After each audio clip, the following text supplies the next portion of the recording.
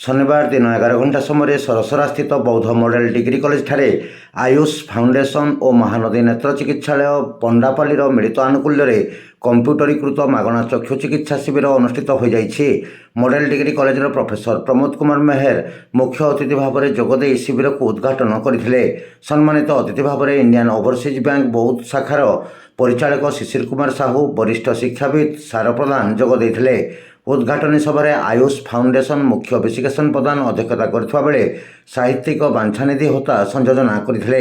उक्त शिविर में महानदी नेत्र चिकित्सालयर वरिष्ठ डाक्तर और वैषयिक कर्मचारी माने 140 जन रोगी परीक्षा और चिकित्सा करथिले।